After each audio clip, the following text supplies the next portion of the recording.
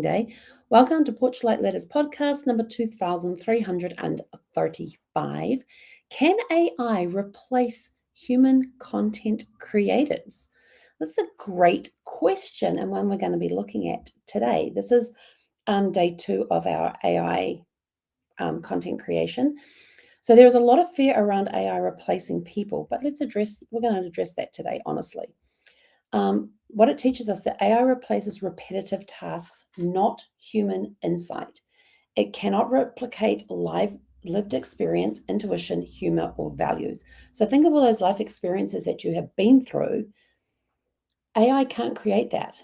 It can't replicate it. It can't tell somebody, hey, if you go on this zip line here, it's going to be really cool because you're going to be going along at a fast pace and you get to see this, that, and the other thing, and blah, blah, blah, blah, and you get the wind in your face and it's a really great view, but they're not going to be able to, AI can't describe that feeling because it's never felt it.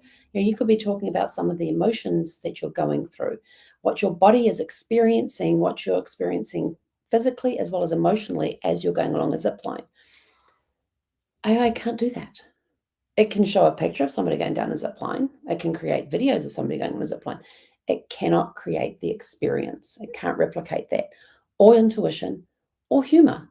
Okay, now I have had some humorous conversations with ChatGPT and some other AI platforms, but it's only feeding off what it has learned from me and how I respond to things. Like if I tell it, what was one that we did the other day? Oh, there's a phrase I keep using when it tells me something and I'm going, you're right, which basically means I don't believe you. And so it came back to me one day with the "you're right," because it had learned that that was way to respond to those sorts of comments. So it does learn things, but it can't replicate. The real shift is this: creators use AI, hang on, sorry, let me read this correctly because I keep getting myself tongue-tied on this. The real shift is this: creators using AI replace creators who do not. When you work as a team, you're working as a team with AI. Human voice and perspective are still essential, very essential. When I sit down with something like ChatGPT or one of the other platforms and start feeding in ideas, I want to do a brainstorming session. And I love doing a brainstorming session because I've got somebody to bounce ideas off. That used to be Brad. He used to do that for me. He was when I'd sit down and go, I'd run into the living room and I'd sit down on the couch and go, I've had an idea. And I could see his eyes roll with like, what do you got now? And he knew my ideas were out there and everything else. And he was able to respond to those with emotion, with a different perspective and emotion and things like that. ChatGPT won't give me the emotion, but it gives me a different perspective.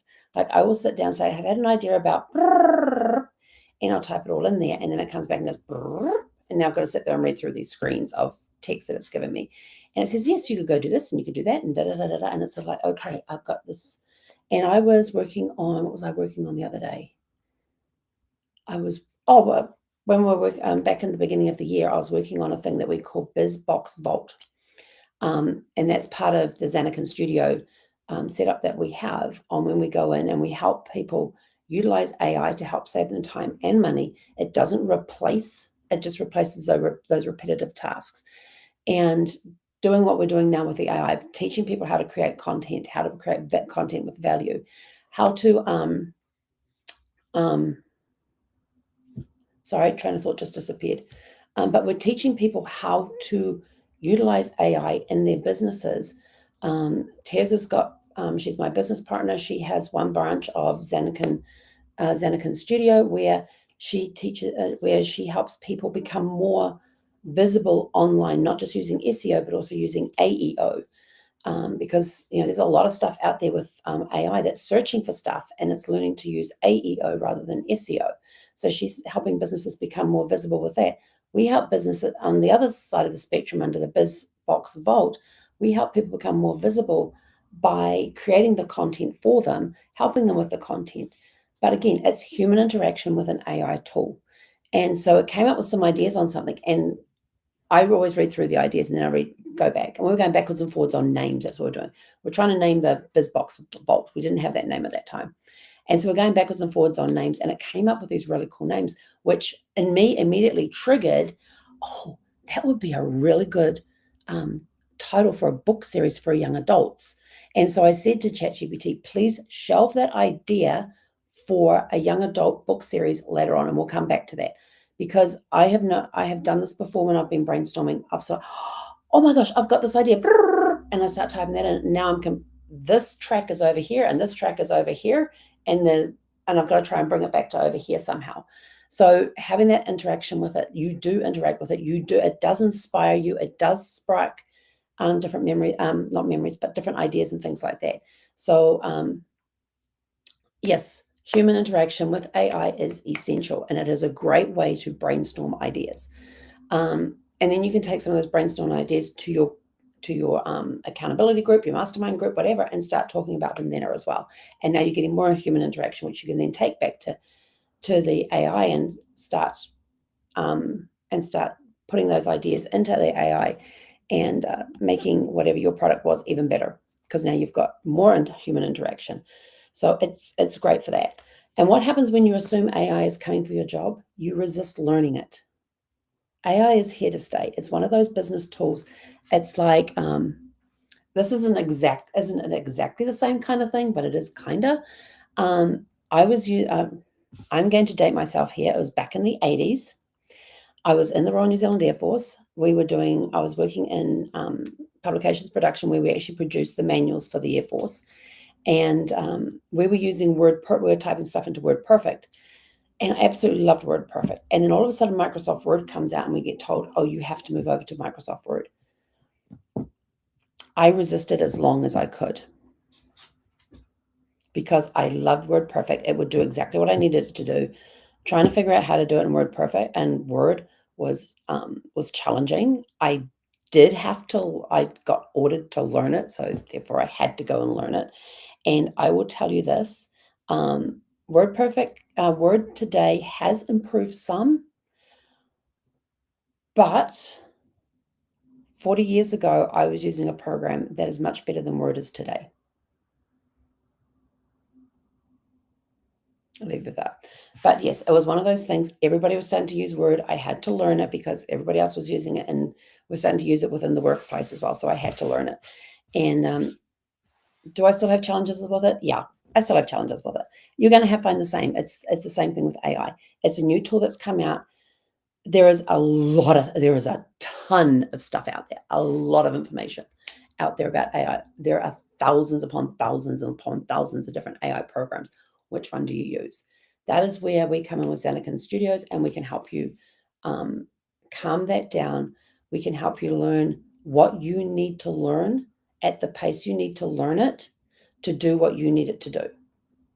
And then there's times that we can come in with tools that all you've got, we can do all the setup for you and then show you how to use it so that it does what you need it to do. You also, you realize that AI is a support tool. You lean in with purpose. You use specific questions. You use the prompts. You ask it for this. You ask it for that. You can use it as a research tool. Ask it to do research for you. You will find new ways to show up creatively and consistently. I will tell you this. I was a little resistant with AI at the beginning, but I am totally in. I am full in. I'm using AI every single day. I get it to help me write my notes for my podcasts. I say, here are the ideas I want to talk about, and it puts it into a format that I can easily go through, and it's a step-by-step process, and it flows. So it helps me organize those notes. It helps me I go in and I say, okay, I need to brainstorm some ideas for blogs. I've got these ideas for a blog. This is what I want to accomplish. Which idea do you think I should go with? And it will tell me. It's somebody to bounce ideas off. You find new, and you definitely do find new ways to show up consistently and creatively. Absolutely. Do you know how many book ideas I have sitting in ChatGPT right now? Where I've gone and I say, okay, I need to know more about this, and I want to create a character who does, and I give them the character profile, and then this is one character and another character, and here's their character profile. It goes in there and with ChatGPT, and we fine tune those details. It helps me find that surplus. We don't need that, but we do need to know about this. So it helps me fine tune those details. I don't have the stories released yet. I don't have the stories written yet. We're working on that. It's a work in progress. It's something that I fill my time in with. So there's other things that I use ChatGPT for in business that that I'm using for. The fun stuff is in the creative writing stuff. So it comes out. I've spent up till, you know how I've talked about genealogy and how I can spend up to 2, 3 o'clock in the morning. I've done the same with book ideas with ChatGPT. Just to get you out there. And you stop wasting your time on stuff rather that drains your spark. When you're using ChatGPT, you are more focused on things. Yes, there are the little rabbit warrens that will come up on the side, and you can choose to go with them or not. When I was working on the BizBox Vault, we and an idea would come up that would spark something else that was going to take me off track. I'll go, put this on the shelf for later. Put this on the shelf, and I would tell it why. I said it doesn't fit here, but it does fit here. So I need to know that. How we carry forward is we trust your unique lived experience. What you have lived, the AI cannot replicate in any way.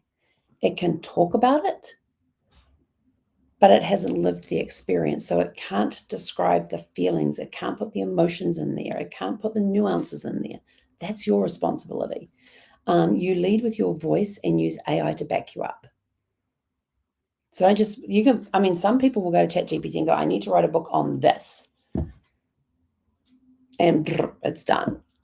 But do you check the facts? I'm always when I'm having conversations and it comes up with ideas or it comes up with something, I'm like, I don't think that's right. So I'll go and check it and I'll actually go and correct it. I go, okay, I've just gone and looked this up. You said this, but it doesn't quite work that way. And I'll correct it. And then it comes, oh, thank you, Helen, for finding that. Yes. You keep creating with confidence and not comparison. Experiment with one AI. So our challenge for you is to experiment with one AI tool this week and reflect on how it helped. Take one problem that you've got and brainstorm it with ChatGPT or Perplexity or Gemini or all the other platforms that are out there, and see the conversation you can have backwards and forwards with the thing. And you're putting your thoughts in there. It's not taking over. It is not doing the job for you. It is helping you to find your voice. And you, like ChatGPT, I actually have a GPT set up that is in my voice. I started it off by uploading every personality test I had ever taken. So it's got MBTI in there, it's got DISC in there, it's got Bank in there, it's got Enigma in there, it's got Strengths Finders in there, and a whole bunch of others that I've done. So it has that. Then the other day when I was on Teresa's AI Open Office on Friday mornings I get on at 10 a.m. Mountain Time. She does it every Friday morning, 10 a.m. Mountain Time. If you want to know how to join that, send me a message and we'll get you all squared up on that. But we talked about this, and we had a guest speaker on, Luis, who was talking about how he had used one of his mentors and uploaded his material into a GPT and basically trained it to be that voice of that coach. And I suddenly realized that I've left a lot of stuff out of my own GPT when I want it in my voice.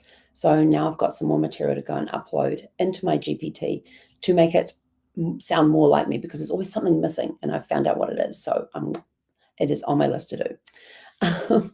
So you'll keep creating with confidence and not comparison as you move forward.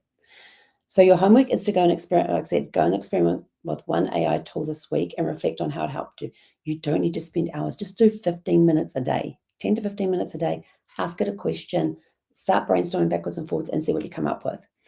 And in closing, AI is not your competition. It is your assistant. So if you'd like to find out more about using AI tools in your business, please private message me and we'll be happy to assist you with that. If you want to learn how to make your website, your information online more visible with AEO, contact me and I will put you in touch with Teresa so that you guys can talk about how to AEI your business so that it's more visible to the AI tools and everything else that's out there. So go out, have a super fantastic sparkling evening, and we will catch you guys back here tomorrow evening at 6 p.m. Pacific, where we're going to talk about, what am I going to talk about tomorrow? Oh, hang on, it's over here. Got to get to the right documents. Tomorrow we're going to be talking about, is AI content allowed on social media? That's tomorrow night's topic. So join us then to find out the answer to that, and go out, have a super fantastic sparkling evening, and we'll see you back here tomorrow night at 6 p.m. Pacific. Hey.